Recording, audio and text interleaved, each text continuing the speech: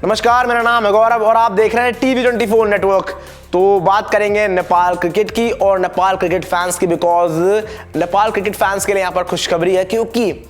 Nepal cricket में हम देखते हैं कि जहां पर फैंस इतने पैशनेट है क्रिकेट को लेकर, जब नेपाल का मैच होता है तो कोई पेड़ पर देखकर चढ़कर मैच देख रहा होता है, कोई छत पर से देख रहा होता है, कुछ लोग स्टेडियम में आते हैं, लेकिन वहां पर भी कहानी ये रहती है ना कि बैठने की जगह उस तरह से नहीं रहती है। लेकिन अब जो केपी ओली नए प्रधानमंत्री बने हैं नेपाल के, उन्होंने ये वादा किया है, जो पूरा एस्टीमेट निकाला है ना, वहां पे ये कहा है कि अगले 300 दिनों में आप नेपाल क्रिकेट में नेपाल का जो टीयू स्टेडियम है ना, वहां पर साफ तौर पर वो जो सारी सीटिंग कैपेसिटी है 15,500 उनको लगते हुए देखोगे और एक बेहतरीन तरीके से उस स्टेडियम को बिल्डअप होते हुए देखोगे। हालांकि इस पे कई फैंस ने यह भी कहा कि 300 दिन कह रहे हैं आप, कम से कम 3,000 दिन बोलिए तो हो सकता है। हालांकि उन्होंने मजाक में कहा ये, बट नेपाल क्रिकेट में ये चीज़ें हुई हैं। यहाँ पर एक आर्टिकल भी छपा था, तो वहाँ पर यही पूछा गया था कि आखिर नेपाल क्रिकेट का जिक्र किया गया था नेपाल की टीम का, कि नेपाल क्रिकेट आखिर प्रमोट क्यों नहीं हुआ। इतने पैशनेट फैन है, इतनी अच्छी टीम है,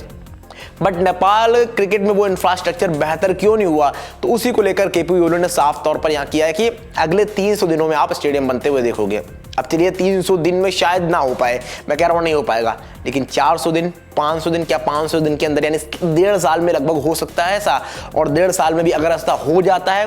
तो इससे बेहतर कुछ नहीं होगा नेपाल फैंस के लिए, नेपाल क्रिकेट टीम के लिए। हालांकि एक चीज़ पता क्या है, यहाँ पर जो लाइट का जो फ्लड लाइट्स होती है ना, उनका जो बजट होता है 62 करोड़ का, वो इसमें जो केपी ओली ने बजट तैयार किया है इस ग्राउंड के लिए, वो इससे अलग रखा गया है। हालांकि आपको जब आप स्टेडियम बिल्ड करोगे तो आपको फ्लड लाइट्स भी लगानी होंगी, लानी होंगी, बिकॉज फ्लड लाइट्स एक बहुत अहम चीज़ है क्रिकेट के लिहाज से, क्योंकि नेपाल के जो प्लेयर्स हैं उन्होंने मोस्ट ऑफ द अपने मैचेस जो हैं वो दिन में खेले हैं। और ये हमने वर्ल्ड कप में देखा कि जब वो वर्ल्ड कप में गए तो जब एक आध कैच छूटे तो साफ तौर पर आपने कुशल भुरतेल का वो रिएक्शन देखा होगा, जब कैच छूटा उनसे रात में, तो उन्होंने कहा कि भाई लाइट सामने आ गई थी, दैट्स व्हाई कैच नहीं पकड़ पाया मैं, और ये वजह रही। और इसके बाद जब आप देखोगे ना तो ये चीज़ें आपको नजर आएंगी कि आप जब भी बड़े मैच खेलोगे मोस्टली आपको रात में ही खेलने को मिलेंगे। आप वर्ल्ड कप के लिए क्वालिफाई करोगे, एशिया कप के लिए क्वालिफाई करोगे, तो वो चीज़ें नेपाल क्रिकेट को मिलनी चाहिए कि फ्लड लाइट्स, यार मतलब व्यवस्था तो होगी, बिकॉज फ्लड लाइट्स के बिना तो आप चीज़ें करोगे नहीं, लेकिन ये है कि बजट उसमें इंक्लूड नहीं किया गया, वो एक्सक्लूड है वहाँ से। अब किस तरह से वो कब इंक्लूड किया जाएगा, क्या कुछ होगा, इस पर धीरे धीरे अपडेट आती रहेगी। लेकिन फिलहाल मेरा सवाल वही है कि मतलब आप जब सब कुछ कर ही रहते तो जो फ्लड लाइट्स का बजट है वो भी इसमें इंक्लूड कर देते, वो सारी चीजें निकल कर आती साफ तौर पर एक साथ होता। लेकिन फिलहाल ऐसा नजर नहीं आया है। लेकिन चलिए कोई बात नहीं, एटलीस्ट स्टेडियम बिल्डअप हो रहा है, और बिल्डअप हो रहा है तो आपको ये लाइट्स वाला बजट भी इंक्लूड होता हुआ जल्दी नजर आएगा। कुल मिलाकर बात यह है कि भाई टीयू क्रिकेट ग्राउंड में आप